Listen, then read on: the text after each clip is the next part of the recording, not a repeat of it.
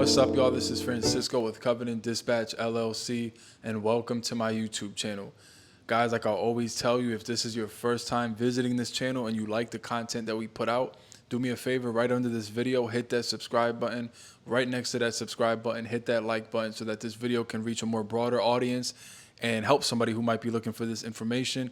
And then lastly, hit that notification bell so that you can be alerted for when we post future videos and for when we go live and things like that.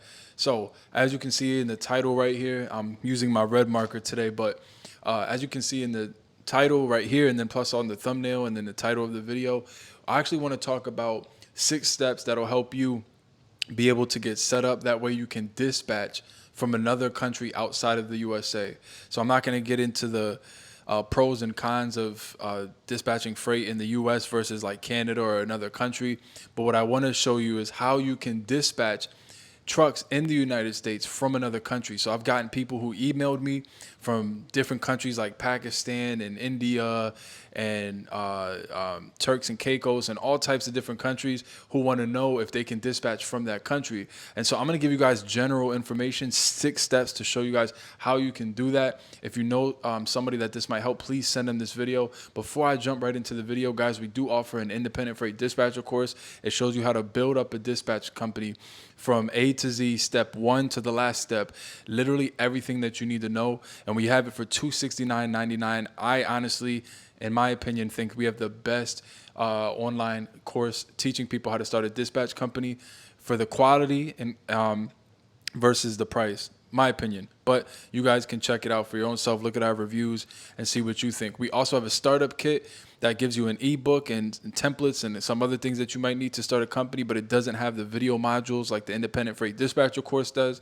Then we have a box truck course. We do consultation. So we got all types of options that you can utilize if you want to learn about this industry or anything in trucking in general. Shoot us an email. Our email will be in the description under this video if you want to know in more depth what we offer. So for those of you who are in foreign countries, Pakistan, Saudi Arabia, India, China, wherever you're at, and you want to dispatch trucks in the United States, it's possible to do it, but you have to follow these 6 steps. And before I even get into this, also seek professional help. There are people who help people do this kind of stuff. I'm going to give you the general information and show you how you can do it by yourself. But if you feel like you're not comfortable doing it by yourself, seek counsel from a company online or so that can help you do that. LegalZoom is a great company there, but they might charge you an arm and a leg to get it set up when you can do it yourself, which is what we're going to talk about in this video. So let's jump into it. I'm going to be reading from the notes on my phone here. So number 1, of course, and obvious, is pick a good name. Now, the reason why I say pick a good name is because let's say you're planning on starting a dispatch company, but in the future you might want to also broker. Maybe you might want to pick a name like ABC, I'm going to write it right here. ABC, let's say logistics. Now, obviously, you don't have to put ABC logistics, but logistics is an umbrella of anything that has to do with, and you could even put ABC freight logistics. So that way, it's an umbrella of anything logistical, freight logistics. That way, in the future, if you want to open up a brokerage or a fleet or whatever you want to do, it'll be under that umbrella versus putting ABC dispatching and then having to create what's called a DBA, or basically like a nickname for your business so that people can recognize the name with the business model that you have, right? So I'm not going to elaborate too much more into that, but you want to pick a good name, obviously, right? Then step number 2, you want to go ahead and choose which state you want to open up your LLC in. And now, mind you, I said LLC, but it doesn't have to be an LLC. It can be a corporation, it could be a sole proprietor, however you want to do it. But I just use LLC as a good example because that's what we recommend, to open up your company as an LLC to keep your business and personal assets separate. So you want to make sure you choose the right state, choose a state that has good taxes and stuff. We recommend Delaware. You can't go wrong with Delaware. That's supposed to be an A right there because Delaware, no taxes. So you guys can do your own due diligence, see which state you feel like is better, but Delaware, you can never go wrong to register your business in Delaware. Once you pick your name, you pick the state that you want to do it in, the next thing is you want to register, and I'm going to put biz for short, register biz. And you want to register your business to whatever state you decide you want to register for. Now, each state's going to be different. Each state's going to have their own, stipulations, procedures and things like that. Pick the state that you want. Go on their website. It's simple as going on Google and saying registering LLC in Delaware, and they'll take you right to the Delaware site, show you how to do it, and it'll bring you into the step-by-step procedure on how to, like, whether you have to file it electronically or online or however you have to do it, or through mail. So once you have all those things established, the other thing you want to do is, once you register your business, you want to make sure that and now here this is going to technically be under number 3. You want to make sure that the business that you register your company under has what's called a registered agent. So this registered agent would be a point of contact for your business, because if you don't live in the United States, obviously you don't have an address, but you still need to get things mailed, and you still need an address that you're operating from. So you can do that by registering or applying, or not applying, but looking for a registered agent who will serve as your business address here in America, right? So basically they'll be the ones who are receiving your mail, documents, all that good stuff, and then they'll be forwarding that information over to you. Now, usually there's an annual fee that you would have to pay for this registered agent.